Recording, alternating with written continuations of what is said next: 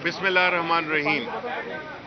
जैसे कि आपको मालूम है कि जो आज सुप्रीम कोर्ट में जिस अपील पे हियरिंग हो रही है, ये बुनियादी तौर पे ये वो केस है जिसमें कि जो पीडीएम की हुकूमत, जो पीडीएम 1 थी, अभी भी पीडीएम 2 की हुकूमत है, वही है, लेकिन ये वो अपील थी जो कि हमने की थी और अदालत ने फैसला हक में दिया था कि जो अमेंडमेंट्स की गई हैं नैब एक्ट में, वो बुनियादी तौर पे एक एनआरओ था। और उस एनआरओ की अगर आप तफसील देखें तो आपको पता चलेगा कि इस हुकूमत ने जो पीडीएम की थी, पीडीएम 1 जो थी, उन्होंने आते ही पहले जो काम किया था वो ये था कि इस एक्ट में अमेंडमेंट की, इलेक्ट्रॉनिक वोटिंग मशीन को उसको हटाया गया कानून से, ओवरसीज वोटिंग को हक का हटाया गया। तो बुनियादी तौर पे इसका मकसद यही था कि चोरी को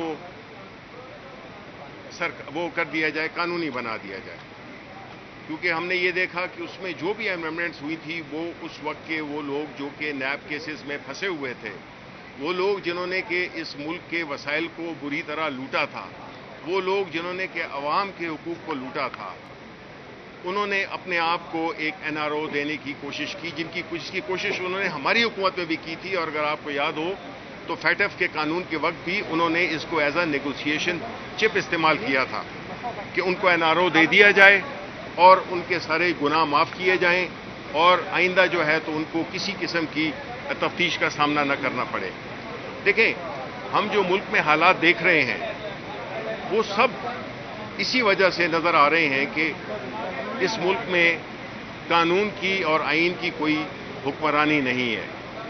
इस वक्त जो सिलसिला चल रहा है, जिसका कि एक आपने अक्स देखा दुबई की प्रॉपर्टीज़ में, ये वो लोग हैं जिन्होंने या तो इस मुल्क पे एतबार नहीं किया कि वो समझते हों कि इनकी मुल्क में, इस मुल्क में, पाकिस्तान में इन्वेस्टमेंट उनकी सेफ नहीं है।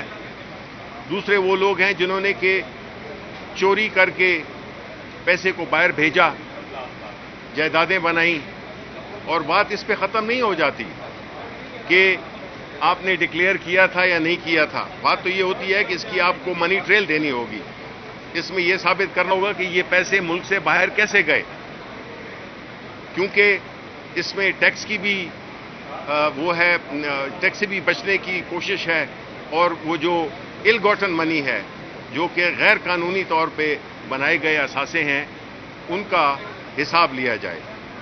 अब ये जो इस तरह के कवानीन जो कि इस वक्त की और अपने वक्त की जो अशराफिया होती है, वो सिर्फ अपने आप को सेफ गार्ड देने के लिए कानून साजी करती है और अवाम की बुरी हालत है। आप देख लें पाकिस्तान में किसानों का क्या हाल हो रहा है, पाकिस्तान में जिस तरह की एक महंगाई का एक तूफान बरपा है, उसकी तो किसी को परवाह नहीं है। वो लोग जिनके असासे बाहर हैं, उनको इस मुल्क से क्या गर्ज है, क्या दिलचस्पी है। इमरान खान वाहिद वो लीडर है जिसकी के बाहर कोई जायदाद नहीं है।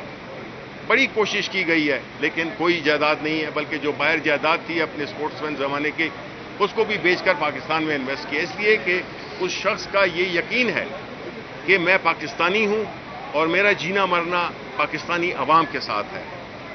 उन्होंने कभी अपने लिए कोई स्केप रूट नहीं रखा, चाहे वो उनके केसेस भी हों, और ये जो केसेस चल रहे हैं सबको पता है कि ये सियासी बुनियादों पे बनाए हुए केसेस हैं।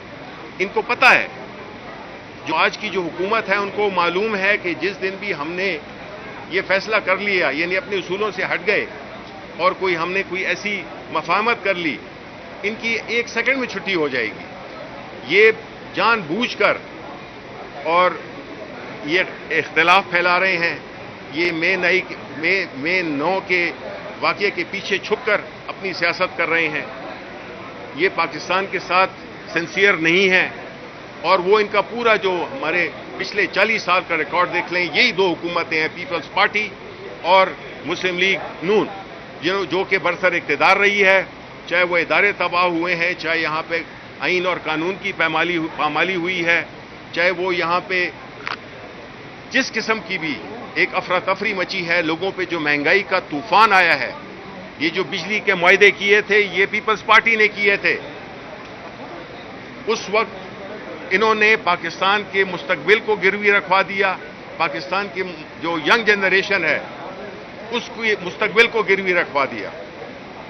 انہوں نے جو بھی فیصلے کیے وہ ذاتی مفاد میں کیے، باہر جائیدادیں بنائیں اور اس ملک کے عوام کو، چاہے وہ کسان ہوں مزدور ہوں، سب کو اللہ کے آسرے پہ چھوڑ دیا. 22 کروڑ کا یا 25 کروڑ کے جو عوام ہیں وہ یہ ملک اس طرح نہیں چل سکتا. ہر ایک چیز کا ایک شیلف لائف ہوتی ہے. اس قسم کے جو طریقہ کار رہا ہے اس کی شیلف لائف ختم ہو گئی ہے. اور ہم سمجھتے ہیں کہ جو عمران خان پہ جو جھوٹے مقدمات بنائے گئے ہیں، ہم اس کی کوئی معافی نہیں، اس کی کوئی ہم وہ نہیں مانگ رہے کہ ہمارے کیس ختم کیے جائیں. ہم یہ ضرور کہہ رہے ہیں کہ ہمیں عدالتی انصاف ملنا چاہیے. فیصلے انصاف اور قانون اور آئین کی بنیاد پہ ہوں. ہمیں نہیں چاہیے کہ جی آپ کے خلاف ہم کیسز معاف کر دیں. نہیں، کیونکہ ہم آئین اور قانون کو ماننے والی پارٹی ہیں. ہم اس ملک میں قانون کی بالادستی چاہتے ہیں، کیونکہ وہی ایک راستہ ہے جس سے کہ غریب عوام اور پاکستانی عوام، وہ جو کہ اشرافیہ کو سے تعلق نہیں رکھتے، ان کا مستقبل، ان کی جان، ان کا مال، ان کا کاروبار، وہ سارا جو ہے وہ محفوظ ہو. اور اس کے لیے عدالتوں پہ بہت بڑا ایک ذمہ داری آتی ہے. اور میں یہ سمجھتا ہوں کہ یہ جو آج ہو رہا ہے، جس میں کہ خان صاحب کا ویڈیو لنک سے رابطہ جو کہ ابھی کاٹ دیا گیا ہے، اس بات سے اس کا عیاں ہونا ہے کہ جو انصاف ہے اس میں ملنے میں رکاوٹیں ڈالی جا رہی ہیں. یہ عوام کے لوگ ہیں. عمران خان پاکستان کی جو سیاسی جماعت ہے، سب سے بڑی سیاسی جماعت، سب سے پاپولر سیاسی جماعت، اس کے سربراہ ہیں. وہ جماعت جو کہ پارلیمنٹ کے دونوں ایوانوں میں میجورٹی رکھتی ہے. آپ اس کو اگنور نہیں کر سکتے. اگر اس ملک کو آگے چلنا ہے تو ہمیں انصاف پہ بھروسہ کرنا ہوگا. ہمیں قانون اور آئین کے مطابق فیصلے کرنے ہوں گے، ورنہ اس ملک کا کوئی مستقبل نہیں ہے. اور جو یہ مہنگائی کا طوفان ہے یہ مزید بڑھے گا. اب ہمیں IMF ہی کی وہ کرنی پڑے گی، پیچھے چلنا پڑے گا کہ وہ جو کہیں گے ہمیں وہ کرنا پڑے گا. ان حالات میں کون لایا؟ کہ آیا 3 سال 3.5 سال کی حکومت جو پاکستان تحریک انصاف کی تھی وہ لائی، یا وہ لوگ جو پچھلے 40 سال سے اقتدار پہ براجمان ہیں؟ یہ سارے ذمہ دار یہ ہیں. اگر آج غریب کو روٹی نہیں مل رہی، نوجوان کو روزگار نہیں مل رہا، بجلی نہیں مل رہی، ملک میں خزانہ خالی ہے، افراتفری ہے، سیاسی عدم استحکام ہے، اس کے ذمہ دار یہ 2 پارٹیاں بالخصوص ہیں، پاکستان پیپلز پارٹی اور پاکستان مسلم لیگ نون. تو عوام نے تو ان کو الیکشن میں 8 فروری میں ان کو بتا دیا کہ وہ کس طرف کھڑے ہوئے ہیں. یہ فارم 47 کی بنی ہوئی حکومت ہے جو کہ کسی قبضے کے پلاٹ پہ آپ نے اپنی عمارت تعمیر کر دی، اس سے آپ مالک نہیں بن جاتے.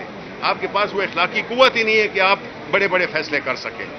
اس لیے ہم یہ سمجھتے ہیں کہ اگر پاکستان کو ایک فورن انویسٹمنٹ کا آپ نے ہب بنانا ہے، بیرونی سرمایہ کاری آئے، کاروبار پھیلے، لوگوں کو روزگار ملے، اس کے لیے ہمیں ان سے جان چھڑانی ہوگی جو کہ ایک انلیجیٹمیٹ حکومت ہے. اور یہ وہ حکومت ہے جس کو کوئی عوام نے ووٹ نہیں دیا. شکریہ.